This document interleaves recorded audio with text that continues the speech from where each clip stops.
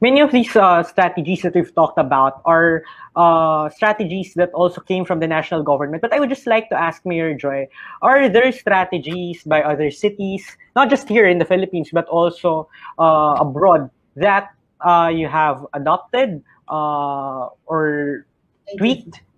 May mga ganun po ka ba kayong strategies na parang nakita, ay maganda pala tong strategy na to, i-adapt natin?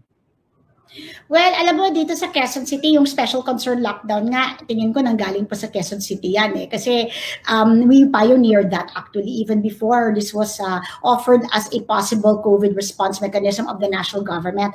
Even before they released any kind of guidelines pertaining to granular lockdowns last year, the Quezon City government already developed this system. No? And that's why I'm very attached to it. And that's why even while it has become the main policy of the national government, I still choose to follow the system that we developed and that has evolved organically here in Quezon City because I've seen it work in our local context. So that for me, that's one. The second is itong pagiging proactive ng city sa pagtetest. Sabi nga sa akin ng CESU, yung pagtetest namin proactively, kahit walang symptoms, medyo nagkaroon yata ng, medyo nag-frown yung DOH doon kasi parang sabi nila yung mga test kits sana should be reserved to test only symptomatic. No? This is of course anecdotal, I'm telling you, just to put this in context. No? Pero kausap ko yung CESU, sabi nila na the DOH mentioned na sana you save the test kits for the symptomatic. No? Pero dito, we wanted to do active case finding. No?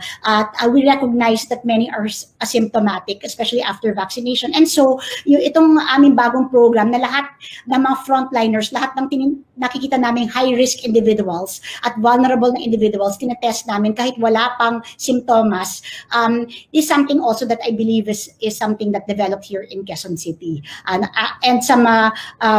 may not be something that is popular with the national government. No? But we are doing it here and we have found so many. And if you recall, there was a report once that 80 police officers were found to be positive in one police station. That was because of our active case finding program.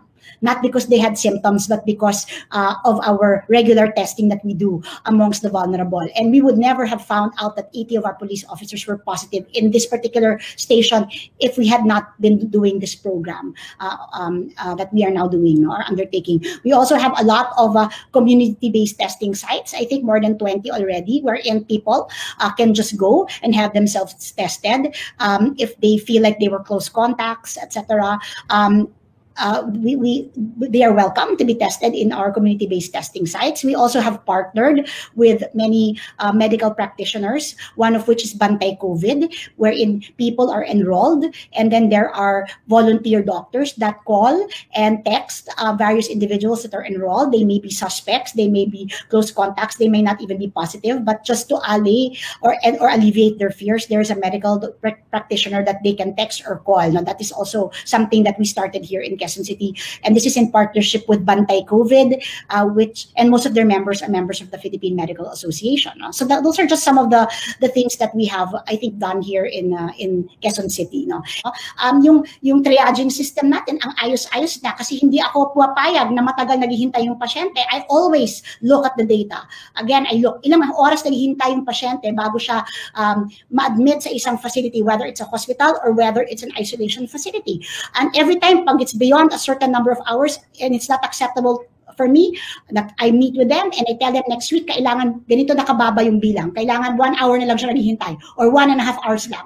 I give them targets and they meet them because I challenge them. No? And so Quezon City has been very, very good at evolving. From maybe a bad situation, we are improving in the way we have responded. No, we never stop evolving our system. In Quezon City, although it's too early to tell, in this last week, nakita na natin na bumaba na yung daily active cases natin, bumaba na yung average daily attack rate natin, bumaba na rin yung reproduction number natin, at bumaba na rin yung iba pang mga indicators or metrics. No? And while it's too early to tell if this is a fluke or this is really a sign na bumababa na yung trend, we are hopeful that everything that we have been doing is finally bearing fruit. No? So let's just keep our fingers crossed and hope that this is the start of the end of the Delta surge in Quezon City. As a data-driven person, person, every day I look at the data, and while this is very micro, in the big picture of things, these are the things that make a leader like me get up in the morning and just say, praise God,